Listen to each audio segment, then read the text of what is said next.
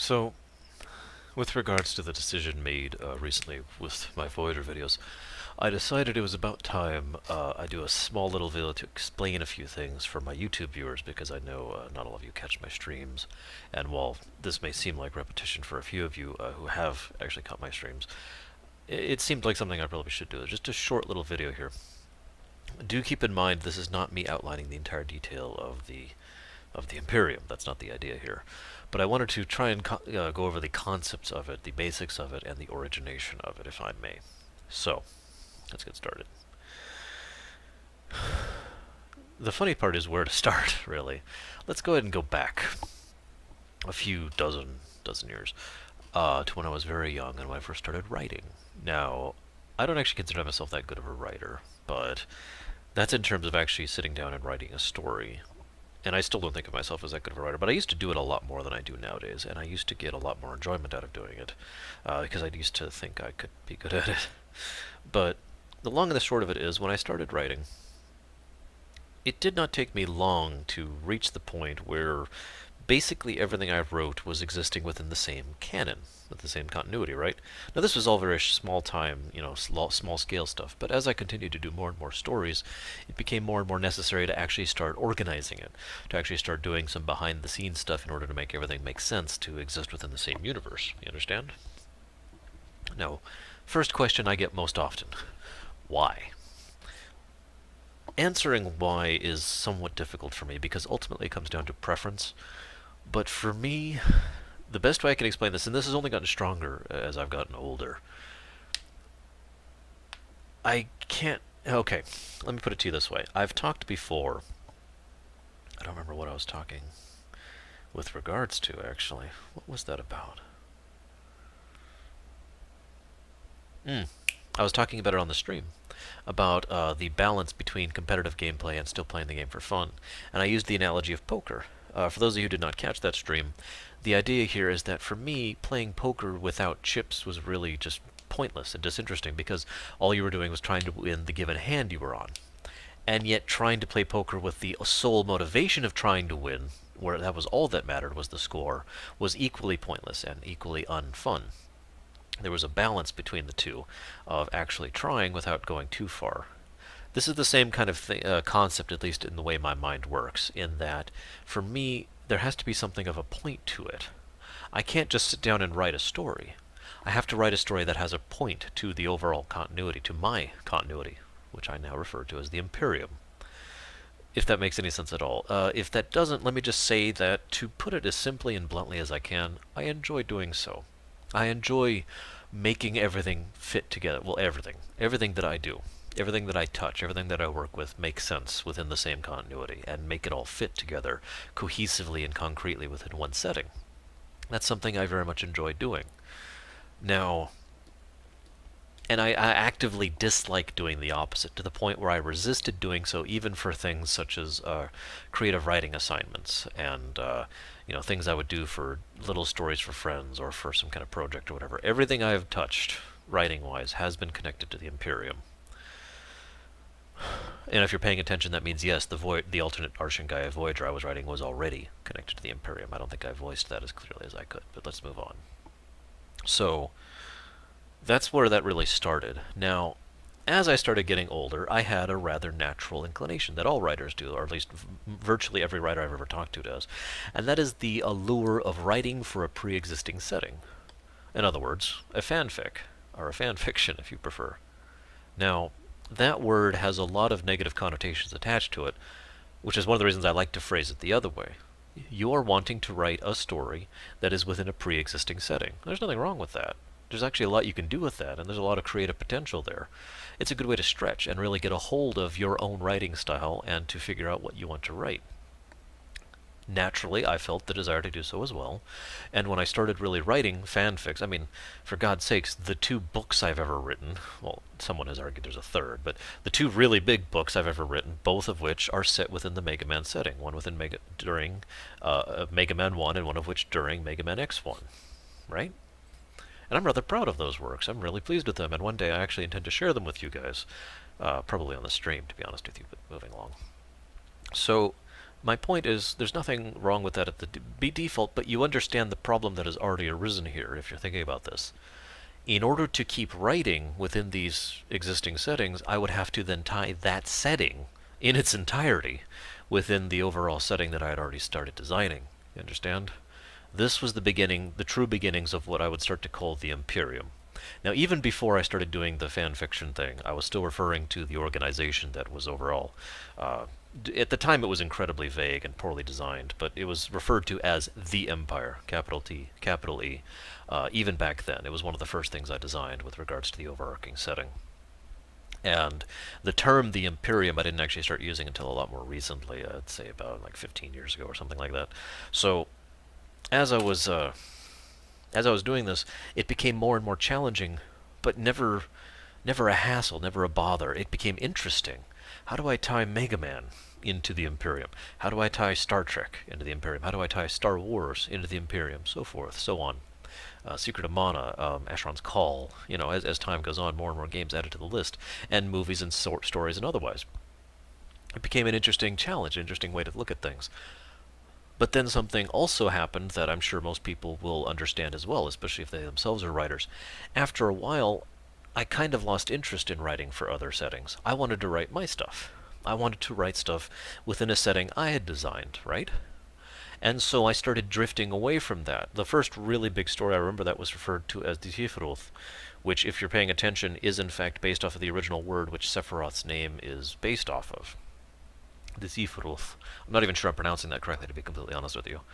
And that story was a lead-up to an event that anybody who's paid attention to my stream will recognize, the Hatred debacle, which I will not detail here. And that is a major event within the Imperium. And from there, I basically have actually not written anything fan-fiction-wise, with one exception. Ever since, everything's... Well, okay, I guess actually more like 5 exceptions, but I'll get to that in a moment, because there's another layer to this. Forgive me. But everything I've actually sat down and written and detailed and outlined has been basically my own stuff. There's the Elemente setting, there's the Swarm War, there's the Primes storyline that you guys have seen. There is the Dorethian setting, actually more properly referred to as Primus, which is the D&D, what the D&D campaign is happening in. There's the Magiseth setting, which I don't think I've even mentioned to you guys before, and so forth and so on. I could keep going. But each one of these is a setting, a story, and a tale that I have written of my own stuff, basically. It's original work, right?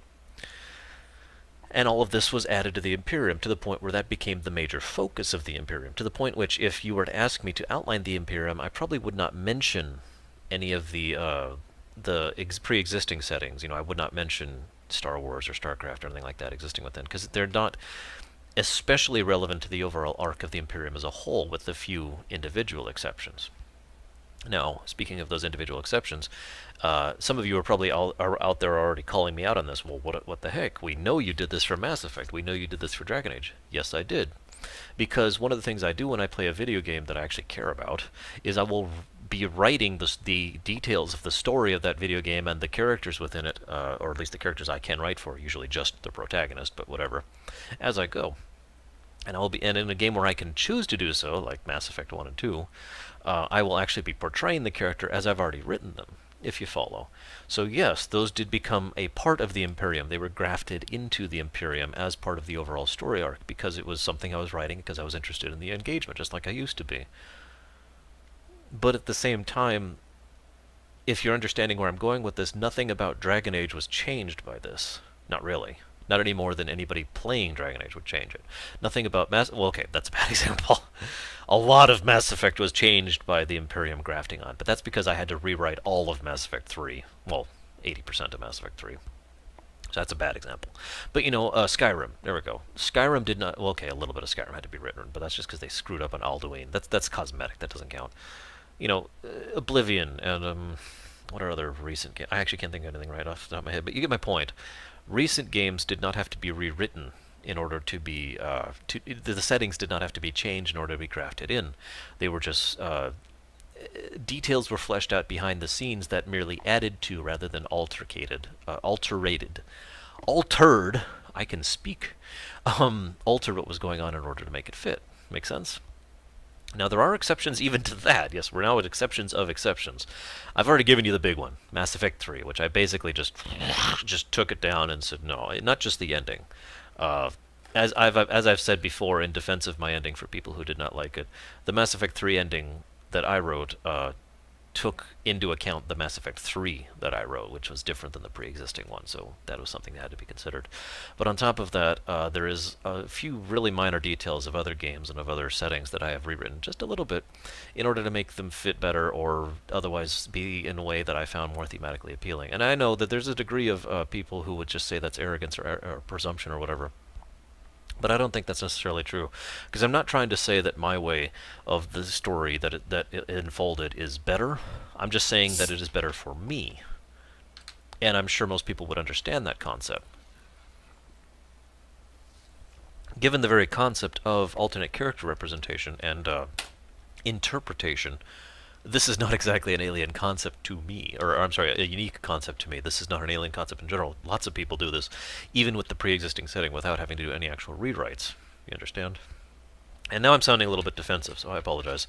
I just wanted to get across this point. Now, one of the other things I'm asked is, why is the Imperium so small? And I just wanted to answer this really quick, because this is a question I find amusing. One of the big worst... There are a lot of signs of, in my opinion, bad writing. And one of the more obvious signs is when someone will go completely overboard with a sense of scale. Thousands of years ago, millions of beings blew up into billions of stings. They'll just throw big words out with no understanding of the impact or gravitas of that. Speaking as someone who is not exactly that old, but has an understanding of how long, I don't know, 1 year is, I try to keep my stuff a little bit more reasonable and logical and sense-making, rather than just arbitrarily sticking a big number in front of something and saying, there, it has impact. No, I don't do that. The Imperium as an overall, I don't have an actual number exactly down, especially because the story isn't done yet, obviously. But the Imperium overall is not actually over that long a period of time. I'd say maybe 2 millennium for the whole thing. And all of that is pretty much full of stuff going on, and there's a great deal of events happening within there. So that 2 millennium is carefully calculated. In fact, I think it's actually probably smaller than that, but whatever. And events, for example, within an individual setting generally occur over a relatively smaller period of time, you know? Stuff like that. So I wanted to mention, and in relation to that, you know, some people ask, why is your setting so small, literally, physically? You know, I mentioned it only contains of a few galaxies within a couple of galaxial clusters. Again, sense of scale, sense of scope. It's not hard to understand how large a galaxy is when it comes down to it, especially with someone who has an interest in that kind of interstellar phenomenon like I do. And the idea, honestly, if I could have, I probably would have fit it all in one galaxy, because there's no real need to go past that, except for the settings that exist that already have their own galaxy to themselves entirety, like Star Trek and Star Wars, just to name 2 obvious examples. Mass Effect would be another good one. So, and even many settings within a science fiction setting that have multiple systems or multiple sectors could actually fit within a galaxy that also includes, you know, other settings that also also have that kind of scope to them. Because again, the galaxy is a big place. You understand? So, I just wanted to explain that and why it is that the Imperium overall is so relatively small compared to other similar crossover-y type settings like this. Now, there's one last thing I want to mention that has occurred to me before. One person said to me, you know, if you get so bothered by the fact that people in a derogatory manner refer to the Imperium as a crossover verse, why is it that you don't just remove the crossover aspect of it?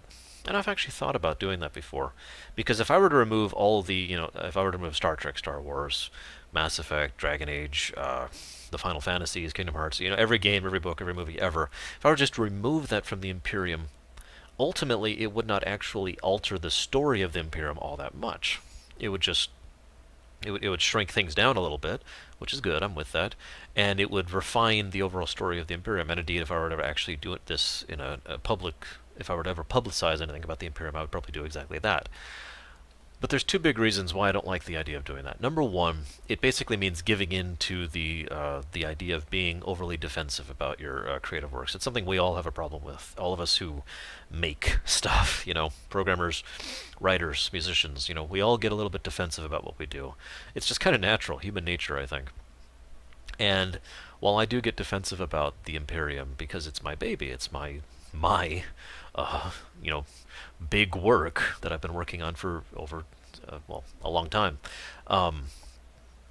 Ultimately, I cannot let that influence my judgment on the matter because I'm only getting defensive because of that human nature thing. I don't actually really feel like I've done anything wrong with regard to this. I only get defensive because other people are accusatory with regards thereto. You follow?